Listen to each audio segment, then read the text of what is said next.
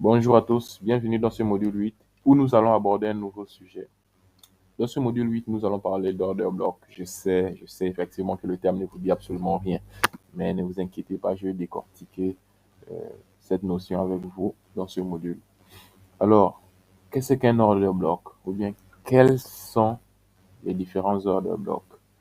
Il faut retenir que les order blocks sont des bougies où les market makers, donc c'est-à-dire les banques, ont placé des positions. Alors, généralement, le marché revient à ces bougies et elles sont jamais violées. C'est-à-dire quoi? Le niveau où les banques ont placé leurs ordres, le marché normalement est dans l'impératif de pouvoir revenir à ce niveau, ensuite faire son mouvement, c'est-à-dire baissier ou haussier. Donc, ce sont des positions clés où les market makers, donc les banques, ouvrent leurs ordres en achat ou en vente.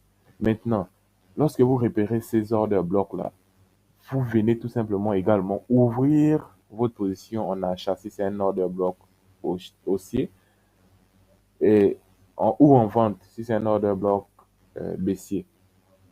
Donc, ce qu'on appelle bearish order block et aussi ce qu'on appelle bullish order block.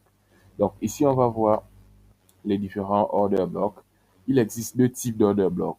Les bullish order blocks, comme je disais, ce sont des order blocks qui permettent de pouvoir ouvrir des positions en achat et des bearish order blocks, des order blocks qui permettent de pouvoir ouvrir des positions en vente. Voilà. Donc, ce sont ces deux niveaux clés où les banques ouvrent leurs ordres sur le marché du Forex. Donc, les bullish order block, le bullish order block est la dernière bougie baissière avant le mouvement haussier, comme je le disais préalablement, qui brise la structure du marché plus haut. Elle représente une forte possibilité de maintenir le prix lorsque le prix revient. Donc, lorsque le prix va vers la baisse, le prix est dans l'obligation, on va dire, de revenir à ce niveau-là et ensuite d'effectuer son mouvement normal, donc son mouvement baissier ou haussier. On va mieux l'illustrer par le bas pour que vous puissiez comprendre tranquillement. Donc ici, on a l'illustration du bullish order block qui favorise euh, un achat. Voilà. Ici, le marché est venu à ce niveau et a touché cette bougie. C'est ce qu'on appelle le corps de la bougie. Ici, on a la mèche. Je l'ai expliqué préalablement. Voilà. Donc, qu'est-ce que nous faisons? Nous ouvrons tout simplement. euh, Ici, on considère que c'est un bullish order block. Un bullish order block, voilà, ici. Je vais mieux structurer ça. Voilà. À ce niveau-là, j'espère que vous voyez bien, à ce niveau, on considère que c'est un order block aussi, ce qu'on appelle bullish order block. Donc, qu'est-ce que le prix fait? Le prix fait ce mouvement-là. Il vient ici, il revient à ce bullish order block, voilà, à cette bougie-là, et il va vers la hausse. Maintenant, lorsqu'il va vers la hausse, comme je disais préalablement, le prix a normalement impératif de pouvoir revenir sur ce bullish candle là. Bon, bullish candle, c'est la représentation de la bougie. Cette bougie-là qu'on appelle bullish candle. Donc, le prix revient à ce niveau-là. Voilà. Et ensuite, il va vers la hausse, puisqu'il s'agissait d'un bullish order block. Donc, c'est une zone stratégique pour les banques pour pouvoir ouvrir une position en achat. Donc là, les banques avaient déjà ouvert une position en achat. Mais comme nous, on ne peut pas le savoir en même temps qu'ils ouvrent, qu'est-ce qui nous donne cette possibilité de savoir qu'ils ont ouvert? C'est simplement ces bullish order block. Donc ici, voilà, ici, il y avait une bougie qui était plus ou moins considérable par rapport à moins considérable à cette bougie-là. Par exemple, on va dire une bougie haussière, voilà, qui s'arrêtait à ce niveau, par exemple. Et ensuite, on a eu cette bougie et le prix a justement, euh, voilà, une bougie, par exemple, qui s'arrête à ce niveau. À ce niveau, voilà, on peut prendre ce niveau. Et le prix avait cassé ce niveau-là.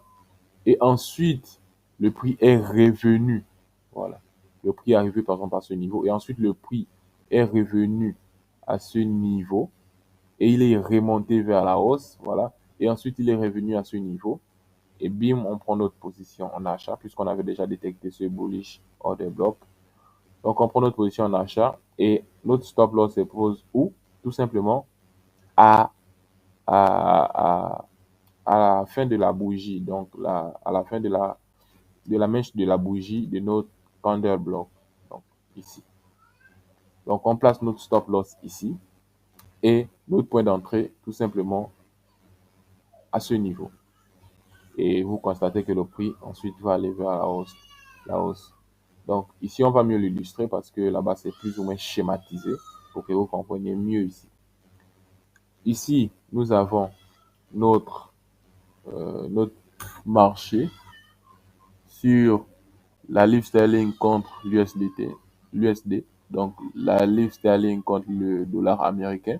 Et ici, on voit que notre graphique est, notre tendance est haussière, mais à ce niveau, on a un bullish order block. Pourquoi? Parce que regardez cette bougie baissière, donc cette bougie baissière rouge, voilà.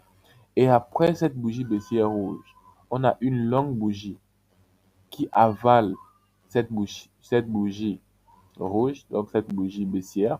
Donc ici, là, c'est ce qu'on appelle également l'avalement haussier. Donc cette bougie noire là représente une bougie haussière et cette bougie rouge représente une bougie baissière. Donc cette bougie noire là avale préalablement cette bougie, non seulement, mais également, elle est considérée, cette bougie rouge là, est considérée euh, comme un candle bullish. Un candle bullish, pourquoi? Parce que c'est elle qui favorise l'achat à la hausse. Ici, vous allez constater que cette bougie est une zone d'achat. Voilà. Parce que après cette bougie, nous avons une bougie haussière qui a avalé. Donc la bougie haussière a fait pratiquement deux fois cette bougie baissière. Et qu'est-ce que le prix naturellement doit faire? Le prix doit continuer à aller vers la hausse, mais par la suite revenir à ce niveau du, euh, de, du bullish order pour pouvoir favoriser une hausse massive. Donc, à ce niveau, lorsque le prix vient, qu'est-ce que vous faites? Vous ouvrez votre position à la hausse, tout en considérant ce niveau de bougie comme votre point d'entrée et cette fin de bougie comme votre stop loss ici, à ce niveau. Donc, vous ouvrez votre position ici. Vous allez constater que le prix automatiquement va vers la hausse, retourne vers la hausse. Et sans avoir touché d'ailleurs votre stop loss qui a été ici, à la tête, à la tête de cette bougie-là. Voilà, à la tête de cette bougie-là. Vous rentrez, vous ouvrez votre position. J'ai montré dans les modules préalables comment ouvrir une position, tout ce qui va avec. Vous ouvrez votre position ici, bim, et le prix va vers la hausse. Donc j'espère que j'ai plus ou moins bien illustré qu'est-ce qu'un bullish order block. On va passer à la deuxième partie qui consiste à éclairer sur le bearish order block qui est tout simplement le contraire du bullish order block. Voilà. Donc ça, c'est quoi? C'est un, une confirmation. C'est-à-dire, à partir de là, vous pouvez même déjà, rien qu'avec les order blocks, c'est-à-dire bullish et bearish order block, vous pouvez déjà avoir une méthode d'ouverture, un plan de frappe sur les marchés financiers. Mais si vous trouvez que ce n'est pas suffisant pour pouvoir ouvrir une position, effectivement, je concède à votre affirmation. Mais laissez-moi vous dire que pour avoir une confirmation ou bien pour élaborer une stratégie de trading, vous n'avez pas besoin de 1000 ou des milliers d'éléments. Non, 2 à 3 éléments suffisent pour pouvoir avoir des confirmations pour ouvrir une position. C'est pourquoi ma stratégie propre ne contient pas plus de 3 éléments. Et le bullish order block seul peut être considéré comme une stratégie parce que c'est un point clé. On vous dit, les market makers, les banques ouvrent à ce niveau-là. Mais vous voulez quoi? Combien de confirmations pour pouvoir ouvrir aussi à ce niveau? Si les banques eux-mêmes, ils ouvrent, mais c'est que c'est ouvrable. Hein?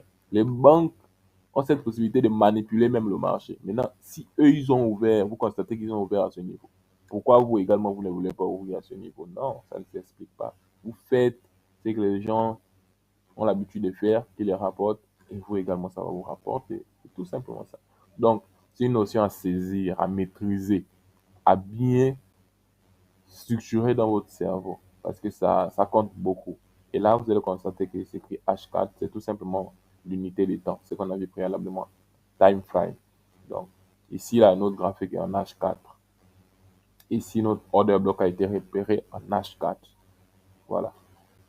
Donc, vous pouvez vous habituer à regarder les différentes order blocks dans les différentes time frames en H4, en H, euh, en H1, donc en 1 heure, en H15, voilà, ou en H5, donc en 15 minutes, en 5 minutes, ou en H1 même. Et c'est très risqué à ce moment au scalping.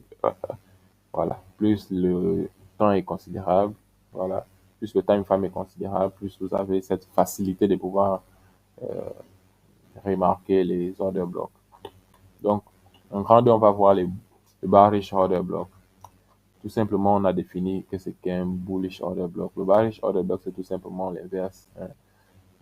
C'est la dernière bougie haussière avant le mouvement baissier qui casse la structure du marché plus bas.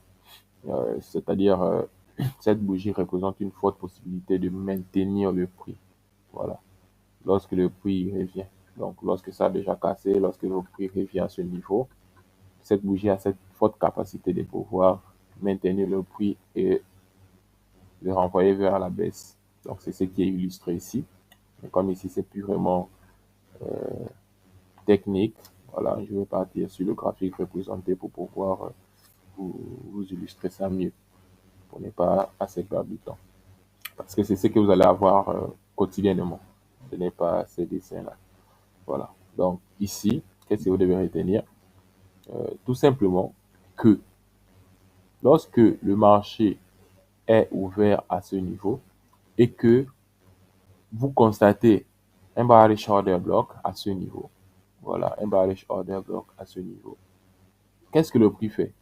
Le prix va seulement casser, donc continuer vers la baisse en tendance baissière, et il va avoir tendance à remonter jusqu'à ce niveau du bearish order block. Et juste à ce niveau, il va rechuter vers la baisse parce que c'est un point clé.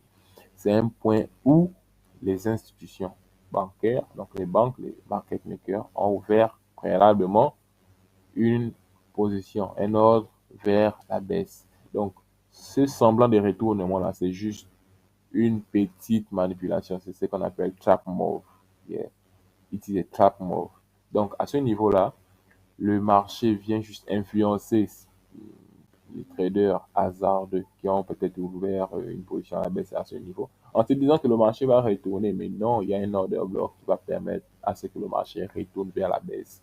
Donc, c'est cet order block-là que vous constatez qui est ici. Voilà. Le marché a tout simplement pris la baisse et s'est retourné toujours.